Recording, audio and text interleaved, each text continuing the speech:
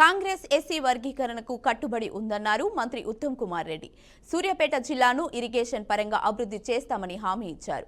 హుజురాబాద్ను గోదావరి జలాలతో సస్యశ్యామలం చేస్తామని, ఎస్ఆర్ఎస్సీకి పూర్తి స్థాయిలో నీళ్లు తెస్తామని తెలిపారు. సూర్యాపేట జిల్లా తుంగతుర్తిలో అభినందన సభ నిర్వహించారు.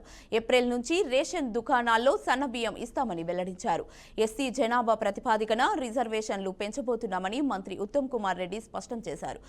ఎన్ని అడ్డంకులు వచ్చినా మూసీని ప్రక్షాళన చేస్తామని, ఎన్నికల్లో ఇచ్చిన హామీలను అమలు చేస్తామని మంత్రి తుమ్మల అన్నారు.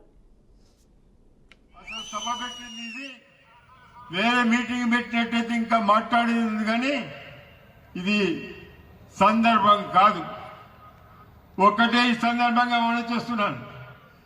రాష్ట్ర ముఖ్యమంత్రి గారికి, క్యాబినెట్ మంత్రులందరికీ కూడా మాదిగలైతేంది, బీసీలైతేంది, అందరూ కూడా మనమందరం కూడా కృతజ్ఞత తెలపాల్సిన అవసరం ఉందని చెప్పి ఈ సందర్భంగా మనం చూస్తున్నాం.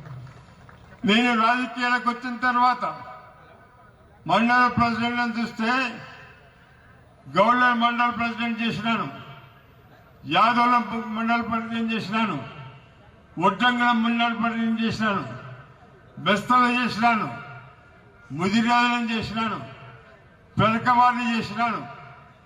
ఎన్నడూ కూడా నా దగ్గరి బంధువు అయిన ఆ రోజు మార్కెట్ చైర్మన్ ఇయ్యలే, యువకుడు బాగా పనిచేస్తాడని నా తమ్ముడు వెంకన్నకు చైర్మన్ ఇచ్చాను. ఒక్కసారి కాదు, 2 సార్లు ఇచ్చినాను. అదేవిధంగా